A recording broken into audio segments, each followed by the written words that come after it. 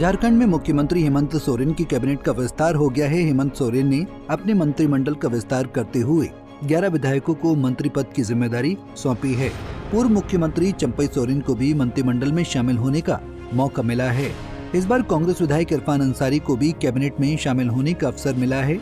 वहीं हेमंत सोरेन ने इस बार वैद्यनाथ राम को भी सरकार में जगह दी है। राज्यपाल सीपी राधाकृष्णन ने राजभवन के बिरसा मंडप में सभी मंत्रियों को पद और गोपनीयता की शपथ दिलाई। वहीं पहली बार मंत्री बने कांग्रेस के जामताड़ा विधायक इरफान अंसारी ने राहुल गांधी और हेमंत सोरेन का शुक्रिया अदा किया है। उन्होंने खुद को एक मैच फिनिशर बताया है। अंसारी ने कहा कि झारखंड का अल्पसंख्यक समाज इंडिया गठबंधन को वोट करेगा और हेमंत जी को दोबारा सत्ता में लाएगा। पूरे राज्य से समर्थक आए हैं और मैं बधाई देना चाहता हूं देश के भावी प्रधानमंत्री राहुल गांधी जी का, मल्लिकार्जुन खड़गे साहब का, प्रियंका जी का, सोनिया गांधी जी का और मीर साहब का, राजेश ठाकुर जी का और हमारे जो मुख्यमंत्री आदरणीय हेमंत सोरेन जी का, जो इस परिस्थिति में मुझे मौका मिला है। आप लोग जानते हैं सुख दुख, इरफान अंसारी का मतलब अकलियत नहीं, सभी धर्म के लोग हमारे साथ अभी आए हैं। घर में हजारों हजार की भीड़ हमारे घर में है, सारे वर्ग के लोग आए हैं। उनको लगता है कि नहीं कोई हमारा काम कर सकता है तो इरफान अंसारी है। तो निश्चित तौर पर सबका काम करूंगा, ईमानदारी से लेकर चलूंगा और भेदभाव खत्म करूंगा और भाजपा को बहुत जल्द झारखंड से खदेड़ने का काम करूंगा। देख सकते हैं कि हजारों की संख्या में समर्थक मेरे साथ आए हैं। जामताड़ा में भारी संख्या में लोग आए और कम समय मिला। उन लोगों को लग रहा था कि विधायक जी कब बनेंगे मंत्री, तो देर हुआ, लोग का आना जाना लगा रहा है। तो फिर से मैं कहूँगा कि राज्य को विकास के लिए एक बहुत बड़ी जवाबदेही राहुल गांधी ने दिया है मुझे। मैं राहुल जी का धन्यवाद देता हूँ, खड़गे साहब का, मीर साहब का, राजेश ठाकुर जी का और हमारे जो हेमंत जी हैं उनको मैं बहुत बहुत आभार व्यक्त करता हूँ कि आपने अंत में एक मैच फिनिशर को लाया है।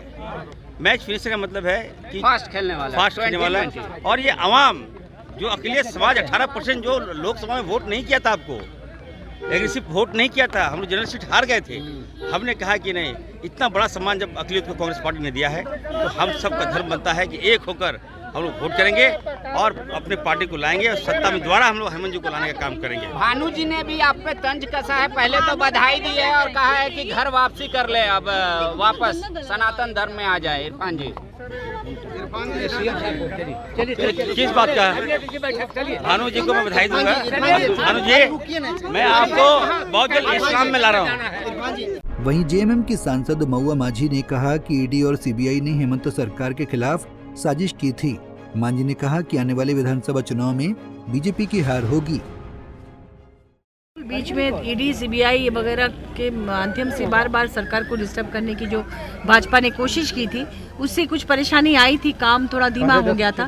लेकिन अब मुझे लगता है कि अब तेजी आ जाएगी, अब वो डर निकल चुका है, इसलिए अब उनकी भी समस्याएं बहुत जल्द उनका समाधान निकाला जाएगा। तो लोकसभा में बढ़िया बेहतर काम हुआ, 5 सीट आप लोग जीते महागठबंधन में और अभी विधानसभा चुनाव है, क्या लगता है इससे और बेहतर होगा? हाँ, इस बार तो भाजपा का सुपड़ा साफ हो जाएगा ऐसा लगता है। जनता का जो रुझान है उसे देखकर भाजपा भी डरी हुई है और आपने देखा होगा कि किस तरह से भाजपा ने इंडिया गठबंधन के कैंडिडेट्स को उठाया, जेएमएम से उठाया, कांग्रेस से उठाया और किस तरह से वो हार गए। तो इससे पता चलता है कि जनता का रुझान किस तरफ है। लोकसभा चुनाव में एनडीए गठबंधन ने झारखंड की 14 में से 9 सीट पर जीत हासिल की थी। वहीं इंडिया गठबंधन के खाते में 5 सीट आई थी। इस लिहाज से देखें तो लोकसभा चुनाव में एनडीए गठबंधन ने बढ़त बना ली थी। हेमंत सोरेन के सामने ये चुनौती होगी कि वो एनडीए की बढ़त को कम करे। हालांकि विधानसभा चुनाव के नतीजे ही बताएंगे कि हेमंत सोरेन अपने इस मकसद में किस हद तक कामयाब होंगे। पंजाब केसरी टीवी के लिए रांची से आशुतोष सिन्हा की रिपोर्ट।